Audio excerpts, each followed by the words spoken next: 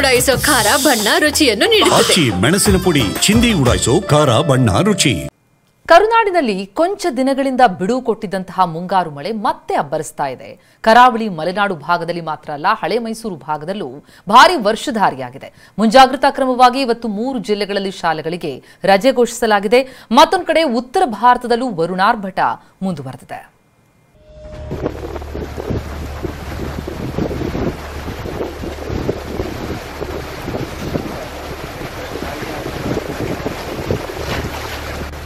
ಹೆದ್ದಾರಿಗಳು ಕಾಣ್ತಿಲ್ಲ, ಬೆಳೆಗಳಿಗೂ ಭವಿಷ್ಯವಿಲ್ಲ, ಮನೆಗಳಿಗೂ ಕಂಟಕ, ಬದುಕಿಗೂ ಆತಂಕ.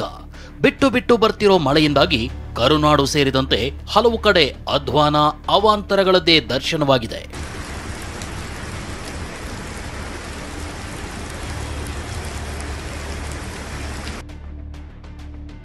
ಮನೆಗಳ ಮೇಲೆ ಬಿದ್ದ ದೆವ್ವದಂತ ಮರ, ನಿವಾಸಿಗಳು ಪಾರು.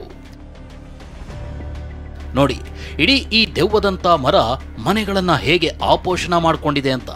ಅಂದಹಾಗೆ ಈ ಘಟನೆ ನಡೆದಿದ್ದು ದಾವಣಗೆರೆಯಲ್ಲಿ. ಬಿರುಗಾಳಿ ಸಹಿತ ಮಳೆಗೆ ಗಾಂಧಿನಗರದ ಗುಂಡಿ ಹೊಲದಲ್ಲಿ ಅವಾಂತರಗಳೇ ಸೃಷ್ಟಿಯಾಗಿವೆ. ಕೂಲಿ ಕಾರ್ಮಿಕರಿಗೆ ಸೇರಿದ್ದ 4 ಮನೆಗಳ ಮೇಲೆ ಮರ ಬಿದ್ದಿದ್ದರಿಂದ ಸೂರುಗಳೇ ಜಖಂಗೊಂಡಿವೆ.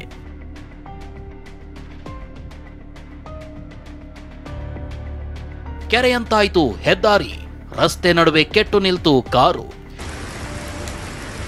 ಮಂಡ್ಯದಲ್ಲೂ ವರ್ಷಧಾರೆಯ ಅಬ್ಬರ ಜೋರಾಗಿದೆ. ಮದ್ದೂರು ತಾಲೂಕಿನ ಕೆಎಂ ದೊಡ್ಡಿಯಲ್ಲಿ ಹೆದ್ದಾರಿಯೇ ಕಂಪ್ಲೀಟ್ ಜಲಾವೃತವಾಗಿದೆ. ಇದರಿಂದ ವಾಹನ ಸವಾರರು ಪರದಾಡುವಂತಾಯಿತು. ಮಳೆ ಹೊಡೆತಕ್ಕೆ ನಡು ರಸ್ತೆಯಲ್ಲೇ ಕಾರೊಂದು ಕೆಟ್ಟು ನಿಂತಿದೆ.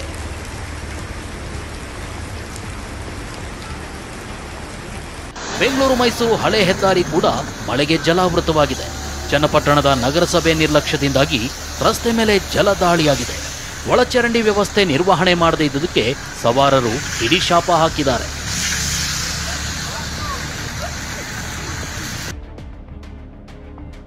ಬಳ್ಳಾರಿ ನಾಲಾ ಭರ್ತಿ, ಭತ್ತ ನಾಶ, ರೈತ ಕಂಗಾಲು. ಬೆಳಗಾವಿಯಲ್ಲಿ ನಿರಂತರ ಮಳೆಗೆ ರೈತರ ಬದುಕೆ ಬೀದಿಗೆ ಬಿದ್ದಿದೆ.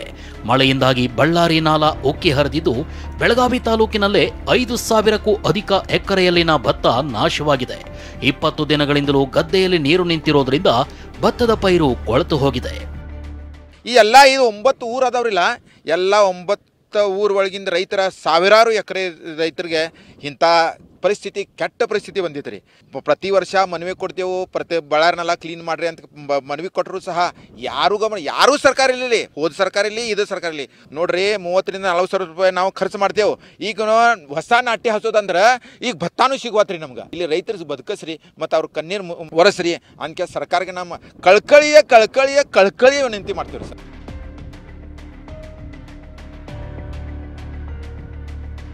ದಕ್ಷಿಣ ಕನ್ನಡ ಜಿಲ್ಲೆಯಲ್ಲಿ ಮಳೆರಾಯ ರಚ್ಚೆ ಹಿಡಿದಿದ್ದಾನೆ. ಅಂಗನವಾಡಿ ಶಾಲೆಗಳಿಗೆ ಇಂದು ರಜೆ ಘೋಷಣೆ ಮಾಡಲಾಗಿದೆ. ಉಡುಪಿ ಜಿಲ್ಲೆಯಲ್ಲೂ ಅಂಗನವಾಡಿ, ಪ್ರಾಥಮಿಕ ಮತ್ತು ಪ್ರೌಢಶಾಲೆಗಳಿಗೆ ಮಾತ್ರ ರಜೆ ಕೊಡಲಾಗಿದೆ. ಕೊಡಗಿನಲ್ಲೂ ಇವತ್ತು ಶಾಲಾ ಕಾಲೇಜುಗಳಿಗೆ ರಜೆ ನೀಡಲಾಗಿದೆ.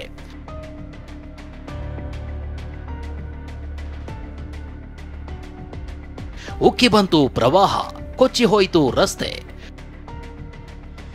ಈ ದೃಶ್ಯ ನೋಡಿ, ಇದು ಬಿಹಾರದ ಬೋಧ್ಗಯಾದ ಬತಾಸ್ಪುರದಲ್ಲಿ ಕಂಡುಬಂದಿದ್ದು. ರಣಮಳೆಗೆ ಪ್ರವಾಹ ಊರು ಕೇರಿ ಅನ್ನದೇ ನುಗ್ಗಿ ಬರ್ತಿದೆ.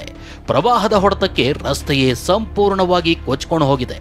ಇದರಿಂದ ಸಂಪರ್ಕ ಬಂದ್ ಆಗಿದೆ. ನಡುಗಡ್ಡೆಯಂತ ಪ್ರದೇಶದಲ್ಲಿ ಜನ ಲಾಕ್ ಆಗಿದ್ದಾರೆ.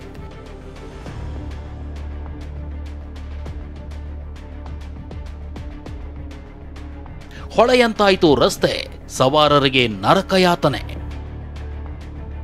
ಪಂಜಾಬ್ನಲ್ಲೂ ಮಳೆಯಾರ್ಭಟ ಅಷ್ಟಿಷ್ಟಿಲ್ಲ. ಬಿಟ್ಟು ಬಿಡದೆ ಸುರಿದ ಮಳೆಯಿಂದಾಗಿ ಚಿರ್ಕಾಪುರ್ ಎಂಬಲ್ಲಿ ರಸ್ತೆಗಳೇ ಮಾಯವಾಗಿವೆ. ವಾಹನ ಸವಾರರಂತೂ ಜೀವ ಕೈಯಲ್ಲಿ ಹಿಡಿದು ಸಂಚಾರ ಮಾಡ್ತಿದ್ದಾರೆ. ಭರ್ತಿಯಾದ ಗಂಗಾ ನದಿ, ಘಾಟ್ಗಳಿಗೆ ಜಲದಿಗ್ಬಂಧನ. ಪ್ರಯಾಗ್ರಾಜ್ನಲ್ಲಿ ಗಂಗಾ ನದಿಗೆ ಅಪಾರ ಪ್ರಮಾಣದ ನೀರು ಹರಿದು ಬಂದಿದೆ. ಇದರಿಂದಾಗಿ ಘಾಟ್ಗಳು ಸಂಪೂರ್ಣವಾಗಿ ಮುಳುಗಿ ಹೋಗಿವೆ. ತೀರ್ಥ ಸ್ನಾನಕ್ಕೆ ಯಾರೂ ಇಳಿಯದಂತೆ ಕಟ್ಟೆಚ್ಚರ ವಹಿಸಲಾಗಿದೆ.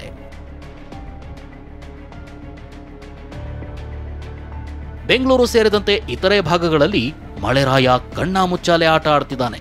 ಬಿಟ್ಟು ಬಿಟ್ಟು ಬರ್ತಿರೋ ವರ್ಷಧಾರಿಗೆ ಹಳ್ಳ ಕೊಳ್ಳಗಳು ಭರ್ತಿಯಾಗಿದ್ರೆ ರೈತರು ಎಲ್ಲಿ ನಮ್ಮ ಬೆಳೆಗಳು ನೆಲ ಕಚ್ಚಿ ಹೋಗುತ್ತವೋ ಅಂತ ಭೀತಿಯಲ್ಲೇ ಬದುಕ್ತಿದ್ದಾರೆ. Bureau report, TV9.